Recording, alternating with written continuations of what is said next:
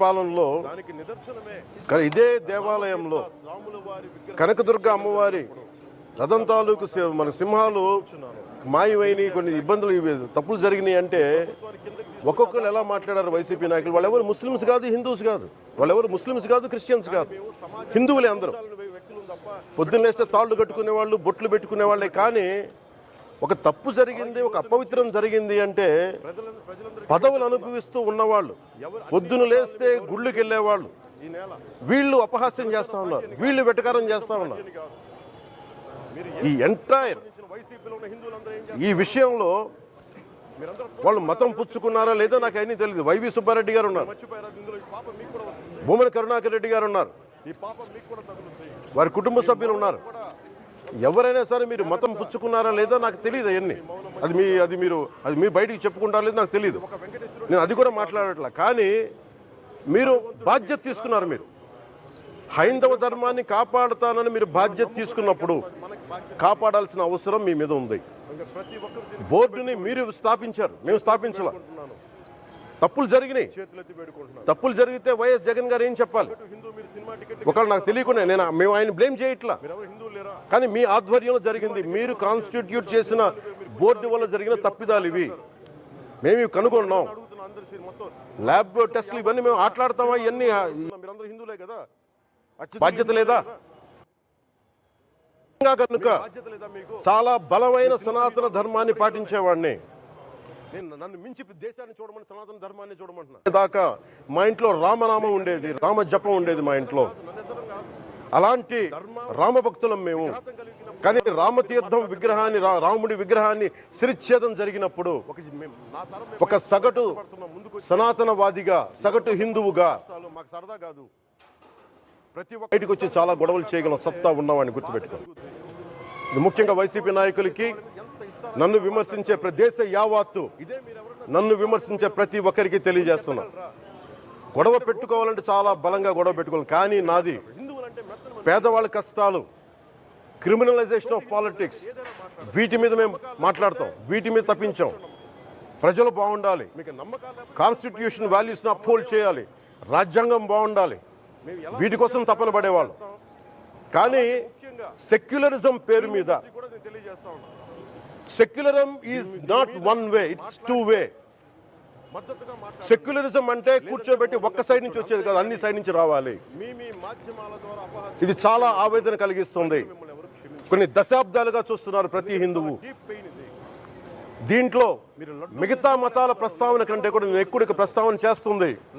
హిందూ ధర్మాన్ని పాటించి, వాళ్ళ వ్యక్తిగతంగా పాటించి బయటకు వచ్చేటప్పటికి మీడియా వారి కోసమో లేదంటే ఇంకొంత ఎవరైనా సాటిస్ఫై చేయడం కోసం తెలియదు, కానీ సాటి హిందువులు తోటి హిందువులను తిడతా ఉన్నారు. ఇది చాలా ఆక్షేపణీయం. దీంట్లో నేను ముస్లిమ్స్ నిందించట్లా, అది క్రిస్టియానిటీ నిందించట్లా, కానీ బాధ్యత తీసుకున్న హిందువుల్ని నేను నిందిస్తున్నాం. బాధ్యత మీది.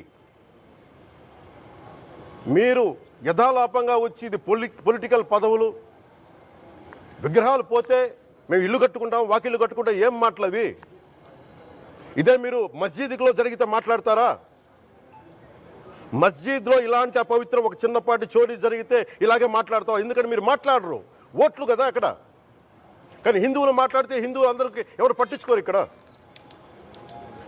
మా వేదన ఉండదా? మౌనంగా ఉన్నామంటే బాధ లేదనా? కోపం రాదనా? ఈ రోజుకి కూర్చొని చూడండి ఏం మాట్లాడుతున్నారో వాళ్ళు. ఆయన వాళ్ళ లాయర్ అంట, ఆయన ఎవరు, ఏజీపీ అంట, పొన్నవోలు సుధాకర్ రెడ్డి గారు తిరుమల లడ్డుపై ఢిల్లీలో చేసిన కామెంట్ నా దృష్టికి తీసుకొచ్చారు. ఇలాంటి సెన్సిటివ్ సమయాల్లో ఎయిదర్ మౌనం మంచిది, మౌనం దాటి పొగరుగా మాట్లాడటం, నన్ను పచ్చి బూతులు తిట్టినా, నన్ను వక్రీకరించినా, నన్ను రోడ్డు మీదకి లాగిన నేను ఎప్పుడు మౌనంగానే ఉన్నా. కానీ వైసీపీని నాయకులు, విమర్శించే నాయకులు ప్రత్యేకంగా చెప్తున్నాం, సనాతన ధర్మాన్ని జోలికి రాకండి. తప్పు జరిగితే తప్పు జరిగిందని ఒప్పుకోండి, లేదా మాకు సంబంధం లేదని చెప్పండి. అంతేగాని మళ్ళీ అడ్డగోలుగా మాట్లాడితే ఎవ్వరం క్షమించం. ఇక్కడ మీరు కూడా హిందువులే, పొన్నవోలు సుధాకర్ రెడ్డి గారు మీరు హిందువులే. నోటికొచ్చినట్టు మాట్లాడకండి. తమాషాలుగా ఉందా మీకు? సరదాలుగా ఉన్నాయా?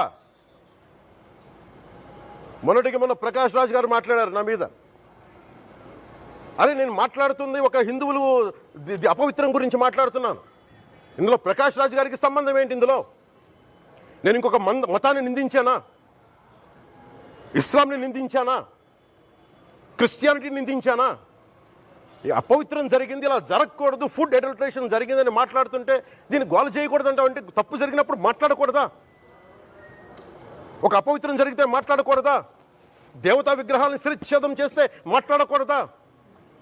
ఏం పిచ్చి పట్టింది ఒక్కొక్కళ్ళకి? ఎవరి కోసం మాట్లాడుతున్నారు మీరు? ప్రకాష్ రాజ్ కూడా చెప్తా ఉన్నాను, నాకు మీరంటే గౌరవం. I have extreme respect for you. కానీ when it comes to secularism, Prakash Raj గారు, it's a two way, not one. I have extreme respect for you. You know that. మీరు secularism is all, it is not way. హిందువుల మీద దాడినప్పుడు వచ్చి మాట్లాడడం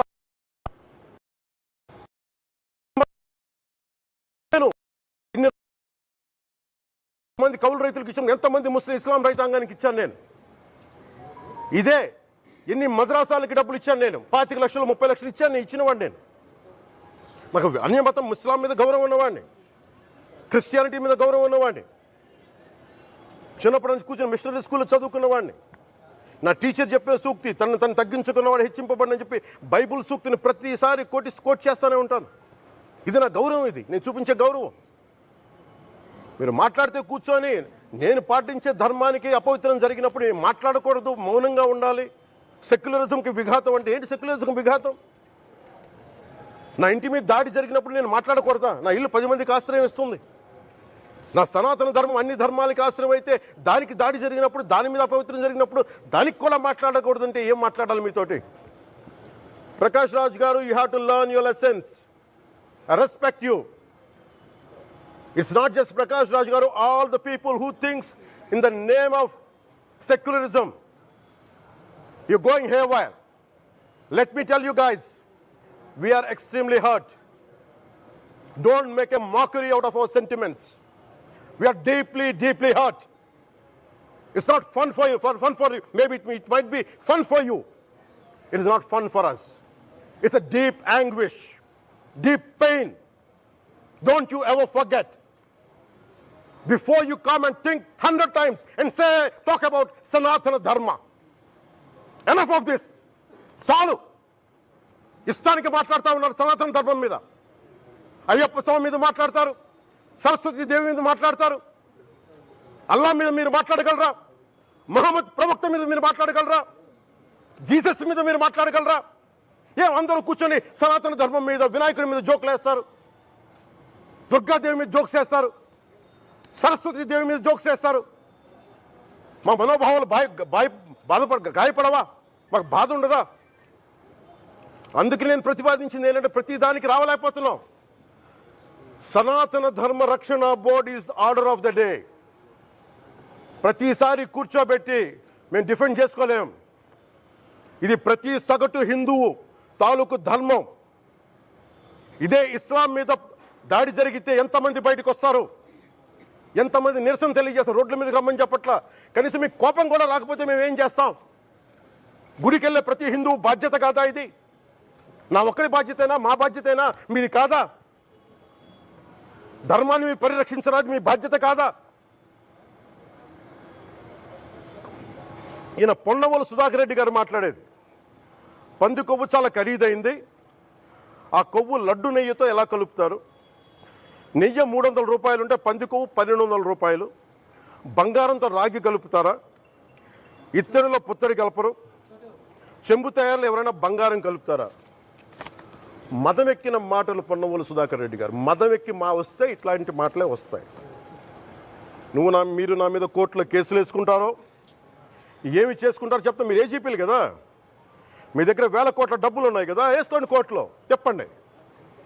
సనాతన ధర్మానికి నోటికొచ్చినట్టు మాట్లాడితే మిమ్మల్ని అందరినీ రోడ్ల మీదకి లాగుతాం, గుర్తుపెట్టుకోండి.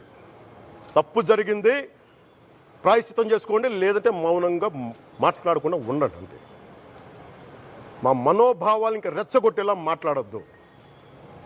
భూమన కరుణాకర్ రెడ్డి గారు మాట్లాడతాను నేను వెళ్ళి హై డ్రామా, రాజకీయ మనసు ఉన్న వాళ్ళు అత్యంత దారుణంగా ప్రవర్తిస్తున్నారంట. లడ్డు కలుషితమైంది అంటున్నారు.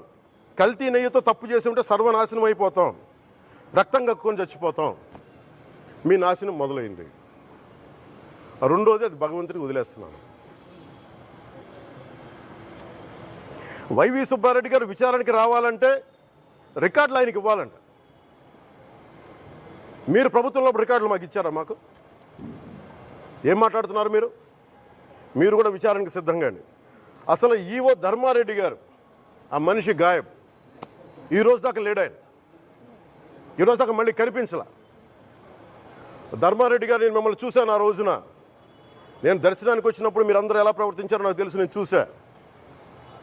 తిరుమలని ఇష్టారాజ్యంగా చేశారు, అది వ్యాపార కేంద్రంగా చేశారు, ఆధ్యాత్మిక కేంద్రం నుంచి పర్యాటక కేంద్రంగా చేశారు. అది ఇదే మీరు మక్కాకి వెళ్తే ఇలాగే ప్రవర్తిస్తారా? మీరు ఒకసారి మక్కాను చూసి నేర్చుకోండి.